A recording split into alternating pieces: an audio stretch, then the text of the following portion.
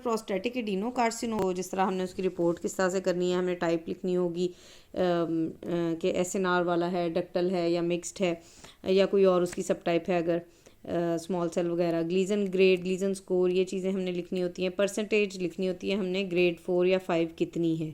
Tumour quantification करनी है report में, या ये फीचर्स हम मेंशन कर सकते हैं, एक स्लाइड पे तो सारा नहीं हो सकता। इंट्राडक्टल कार्सिनोमा है या नहीं है, क्रिब्रिफॉर्म आर्किटेक्चर है या नहीं है, स्क्वेमस मेटाप्लेजिया प्रेजेंट है या नहीं है, लिम्फोवैस्कुलर इन्वेजन, पेरीन्यूरल इन्वेजन, ये कुछ फीचर्स हैं जो इसकी कैप प्रोटोकॉल्स में लिखे हुए हैं, जो कि हम अपने रिपोर्टिंग में यूज़ कर सकते हैं।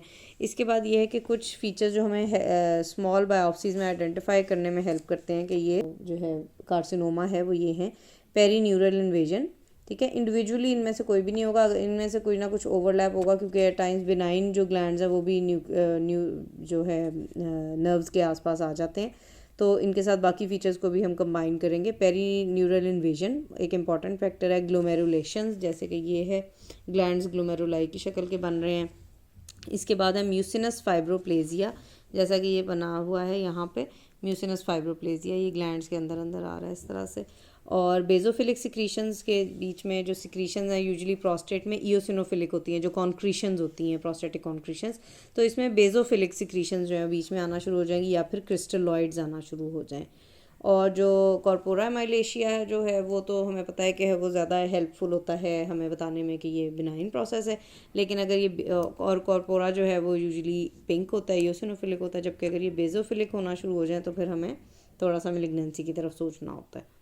इसके बाद इसके ये सब टाइप्स हैं, पहले इनको वेरिएंट्स कहा जाता था, अभी न्यू WHO में उन्होंने कहा है कि इनको वेरिएंट्स नहीं कहना, इनको हमने सब टाइप्स कहना है। तो एक है फोमी ग्लैंड कार्सिनोमा, इसमें बिल्कुल जो शक्ल है ऐसे फोमी ग्लैंड्स वाली हो जाती है, इस तरह से ये जो है बहुत ही ज़्यादा खाली खाली से ये वाले ये हो जाते हैं। ठीक है, और इसमें ये होता है फोमी ग्लैंड के साथ ये स्मॉल जो न्यूक्लियाई हैं छोटे छोटे हो जाते हैं, बाकी बहुत ज़्यादा साइटोप्लाज्म बहुत ज़्यादा हो जाता है, और यूजुअली इसके साथ एसोसिएटेड नॉर्मल भी हमें जो है एडिनोकार्सिनोमा उसके फोकाई मिल जाते हैं, ये बीच में चेंज आता है किसी किसी जगहों पे। और इसको लोग लीजन ग्रेड हम असाइन करते हैं 3+3 6, लेकिन इसके हाई ग्रेड फॉर्म्स भी हो सकती हैं, और अगर साथ टिपिकल एडिनोकार्सिनोमा पड़ा हुआ तो फिर हम उस हिसाब से इसको कर लेंगे, इसकी ग्रेडिंग कर लेंगे। इसके बाद है prostatic adenocarcinoma with atrophic features, जो यहाँ लिखा हुआ है pseudo hyperplastic prostatic adenocarcinoma, pin like adenocarcinoma and aberrant P63 expressing adenocarcinoma. ये P63 एक्सप्रेसिंग का दिखाया हुआ है कि यूजुअली P63 जो है उसको, तो अगर ये नॉर्मल प्रोस्टेटिक टिश्यू होता तो P63 को बेजली लोकेटेड होना चाहिए था, बेजल सेल्स में, और नॉट इन ल्यूमिनल सेल्स। और प्रोस्टेटिक एडिनोकार्सिनोमा जो होता है उसमें बेजली भी गायब हो जाते हैं, ल्यूमिनली तो पहले ही नहीं होते। लेकिन ये जो P63 एक्सप्रेसिंग है इसमें ये होता है कि जो बेजल सेल्स हैं उसमें तो नहीं, लेकिन जो ल्यूमिनल सेल्स हैं उसमें ये P63 जो है फिर ये पॉजिटिव आना शुरू हो जाता है, तो ये एबरेंट P63 एक्सप्रेसिंग कार्सिनोमा है। बाकी इसके एट्रोफिक इसकी शक्ल होती है, और साइटोप्लाज्म में स्कैंटी हो जाता है, यूसिनोफिल सिक्रीशंस भी आ जाती हैं। जी, ductal adenocarcinoma of the prostate, ठीक है, ये प्योर फॉर्म में भी आ जाता है, और अक्सर ये SNR के साथ एडमिक्स्ड भी आता है। इसमें जो है क्या होगा कि सूडो स्ट्रैटिफाइड कोलमनर एपिथेलियम होना शुरू हो जाता है, ये सारी स्ट्रैटिफिकेशन आ जाती है और कोलमनर है, जबकि अगर हम इसको SNR से कंपेयर करें तो SNR के स्मॉलर सेल्स होते हैं, क्यूबॉइडल होते हैं, जबकि इसमें कोलमनर होते हैं और उनमें सूडो स्ट्रैटिफिकेशन भी आ रही होती है, और ग्लैंड्स या पेपिला इसमें बन रहे होते हैं ये भी। और बाकी इसके साथ एडमिक्स्ड हमें SNR एडिनोकार्सिनोमा भी मिल जाता है, जिसमें हमें क्यूबॉइडल सेल्स नज़र आएंगे, न्यूक्लियोलाई उसमें प्रोमिनेंट हो गए। इसमें माइटोसिस और नेक्रोसिस फ्रीक्वेंटली होती है। इसकी बाय डिफ़ॉल्ट जो ग्लीजन स्कोर है वो 4+4 8 होता है, और अगर कोमिडो नेक्रोसिस आना शुरू हो जाए तो फिर हम उसको कहते हैं कि इसका 5 है स्कोर। ठीक है, और अगर ये 4 से नहीं है कोमिडो नेक्रोसिस तो फिर ये 4+4 8 ग्लीजन ग्रुप 4 में ये फॉल करता है। एमाकार PSA और जो इसके स्पेसिफिक मार्कर्स हैं प्रोस्टेटिक एडिनोकार्सिनोमा के, वो इसमें भी पॉजिटिव होते हैं। NKX 3.1 रूल आउट हमने क्या करना है इसमें, क्योंकि इसकी मॉर्फोलॉजी है, क्रिबरी फॉर्मिंग हो रही है और इसमें कोलमनर सेल्स आ रहे हैं स्ट्रैटिफिकेशन के साथ, तो हमने इसको कोलोरेक्टल कार्सिनोमा जो है कि वहाँ से ना आ रहा हो उसको हमने रूल आउट करना है। तो उसके लिए हम क्या स्टेन्स यूज़ कर सकते हैं, CDX2 CK7 और CK20 नेगेटिव होता है, और हमने कोलोरेक्टल को इसमें रूल आउट करना होता है। एडवांस स्टेज पे होता है, लेकिन सर्वाइवल इसका वैसे ही है, यूजुअली अपने आसपास पे प्रोस्टेटिक टिश्यू को इन्वॉल्व कर चुका होता है। बाकी इसकी रिपोर्टिंग वगैरह उसी तरह से है जैसे नॉर्मल हम उसकी करते हैं। इसकी पॉसिबल एसोसिएशन लिंच सिंड्रोम के साथ हम हो सकती है इसकी। बाकी इसमें स्लिट लाइक ल्यूमिना, जहाँ क्रिब्रिफॉर्म पैटर्न है वहाँ स्लिट लाइक ल्यूमिना आ सकते हैं versus round lumina of SNR. ठीक है, एसएनआर में भी राउंड आते हैं। इसी तरह एडिनॉइड सिस्टिक जो इसका है सब टाइप है, उसमें भी राउंड ल्यूमिना होते हैं, जबकि इसमें स्लिट लाइक ल्यूमिना होते हैं। डक्टल कार्सिनोमा जो है पैटर्न 4 कंसिडर होता है। इफ़ कोमिडो नेक्रोसिस तो पैटर्न 5 कंसिडर होता है। अगर पिन लाइक हो तो पैटर्न 3 होता है। पिन लाइक तो नहीं, ज़्यादा 4 या 5 ही हम इसमें देते हैं। बाकी इसके मार्कर्स उसी तरह से हैं। Prostatic adenocarcinoma with neuroendocrine differentiation, इसमें टिपिकल जो एडिनोकार्सिनोमा है उसके फोकाई होंगे और डिफरेंट फोकाई के ऊपर हमें न्यूरोएंडोक्राइन ट्यूमर मिल सकता है। इसके अलावा कुछ प्योर फॉर्म्स में आ जाते हैं। स्मॉल सेल कार्सिनोमा जो है प्योर फॉर्म में अगर है तो उसमें ये होता है कि CD44 जो है IHC में है और ये अग्रेसिव होता है और इसकी मोर्टेलिटी जो है वो बहुत ज़्यादा है। पुअर प्रोग्नोसिस है, सर्वाइवल लेस देन 1 ईयर है। और इसमें PSA जो है वो बहुत ज़्यादा एलिवेटेड नहीं होता है, इसलिए PSA कोई रिलायबल फैक्टर नहीं है इसमें ट्रीटमेंट मॉनिटर करने में। इसी तरह से जो स्क्वेमस सेल कार्सिनोमा है या फिर एडिनोस्क्वेमस है उनमें भी PSA बहुत मार्क्ड रेज नहीं होते। बेजल कार्सिनोमास जो हैं जिसमें एडिनॉइड सिस्टिक कार्सिनोमा आता है उसमें भी PSA लेवल मार्क्ड रेज नहीं होता। अच्छा जी, इसके बाद है म्यूसिनस या म्यूसिन सिक्रेटिंग एडिनोकार्सिनोमा। इसमें बहुत ही सिंपल सी एक बात है कि अगर कन्वेंशनल एडिनोकार्सिनोमा पड़ा हुआ है प्रोस्टेटिक और उसके साथ extra cellular mucin more than 25% है और सिग्नेट रिंग सेल 25 से कम होने चाहिए और म्यूसिन पूल्स हैं 25% से ज़्यादा, तो फिर हम इसको कहेंगे म्यूसिनस एडिनोकार्सिनोमा। और अगर 25% से ज़्यादा सिग्नेट रिंग सेल पड़े हुए हैं तो फिर ये सिग्नेट रिंग कार्सिनोमा बन जाएगा। तो 25 का कट ऑफ है, या म्यूसिनस बनेगा या फिर ये या फिर ये सिग्नेट रिंग वाला बनेगा।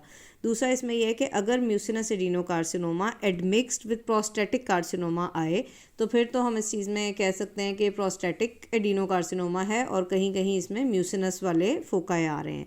लेकिन अगर हमारे कोर्स में प्योर म्यूसिनस एडिनोकार्सिनोमा पड़ा हुआ हो, म्यूसिन पूल्स पड़े हुए हों, तो वी आर नॉट श्योर कि ये प्योर प्रोस्टेट का है या फिर ये कहीं से मेटास्टेटिक है। तो उस केस में फिर हमें इसको नोट में हमें इस चीज़ को एड्रेस करना पड़ेगा कि ये प्राइमरी यहाँ प्रोस्टेट का भी हो सकता है या फिर ये मेटास्टेटिक भी हो सकता है फ्रॉम अदर साइड्स। तो उसके लिए फिर हम IHC पैनल भी दे सकते हैं रूल आउट करने के लिए। जैसे हमने कोलोरेक्टल भी म्यूसिनस के मेट्स हो सकते हैं, वो SAD-B2 पॉजिटिव होंगे।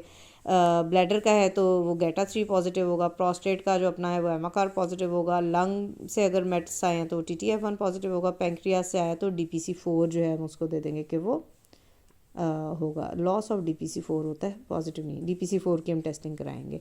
ठीक है, अगर बैकग्राउंड में टिपिकल एडिनोकार्सिनोमा पड़ा हो फिर हमें इतना लंबा डिफरेंशियल देने की ज़रूरत नहीं होती। साथ हम क्लिनिको रेडियोलॉजिकल कर लेंगे correlation to rule out a primary. इसके बाद है जी basal cell carcinoma and adenoid cystic carcinoma. ये पहले अलग थे कुछ फीचर्स की वजह पे, लेकिन अब जो है WHO 2022 जो है उसमें ये सेम एंटिटीज़ कंसिडर हो रही हैं और अब उन्होंने बेजल सेल कार्सिनोमा जो है उसको ओमिट कर दिए और लिखते हैं इसको एडिनॉइड सिस्टिक और ब्रैकेट में लिखते हैं बेजल सेल ब्रैकेट बंद कार्सिनोमा।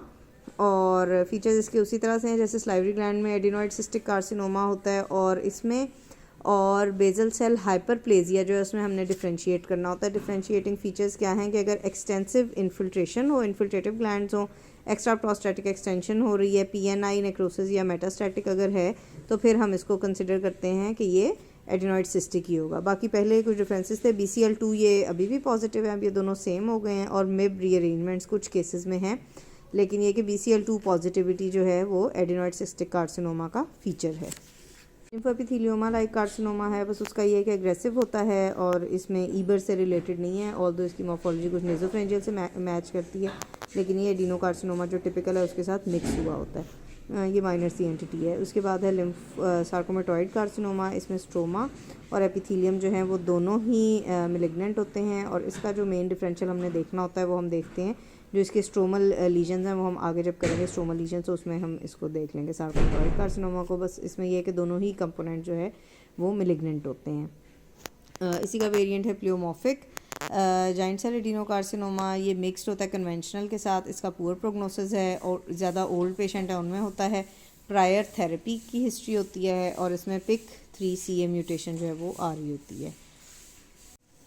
इसके बाद है प्रोस्टेटिक इंट्राडक्टल कार्सिनोमा। ये इंट्राडक्टल कार्सिनोमा जो है ये थोड़ी सी एक डिफ़िकल्ट टू डायग्नोज एंटिटी इस तरह से बन जाती है कि इसकी डेफिनेशन तो ये है कि ये प्रोस्टेटिक कार्सिनोमा है जो इंटैक्ट डक्ट्स को इन्वेड कर रहा होता है। तो इसमें इस तरह से हम डिफरेंट इसमें अब ये होता है कि बीच में तो एमाकार पॉजिटिव आ रहा होता है और बाहर जो है इसके बेजल सेल मार्कर्स भी पॉजिटिव आ रहे होते हैं। तो डिफ्रेंशिएट हमने इसको करना होता है हाई ग्रेड पिन से भी डिफ्रेंशिएट करना होता है, हमने इसको जो डक्टल कार्सिनोमा ऑफ प्रोस्टेट है उससे भी डिफ्रेंशिएट करना होता है। तो इसके कुछ फीचर्स हैं कि इसमें जो है हमने ये बहुत ज़्यादा ना सॉलिड होता है, इसमें कोमिडोनेक्रोसिस भी ज़्यादा होती है और इसमें जो एटिपिया है, जो सेलुलर एटिपिया है, साइटोलॉजिक एटिपिया, वो बहुत मार्क्ड होता है। सेल्स के अंदर जो साइज़ की वेरिएशन होती है वो 6 टाइम्स होती है, जबकि ये फीचर पिन का नहीं है। इसमें न्यूक्लियाई और उसके अंदर न्यूक्लियोलाई तो आ सकते हैं, न्यूक्लियाई एनलार्ज हो सकते हैं, लेकिन सेल्स जो हैं उसमें सेलुलर प्लियोमॉर्फिज्म जो है वो बहुत ज़्यादा नहीं है, न्यूक्लियर प्लियोमॉर्फिज्म नहीं है। जबकि इसमें जो है बहुत ज़्यादा एटिपिया है, जैसे कि बहुत ही ज़्यादा स्मजी से अजीब से बड़े छोटे सेल इसमें हमें नज़र आ रहे होते हैं, 6 टाइम्स वेरिएशन होती है।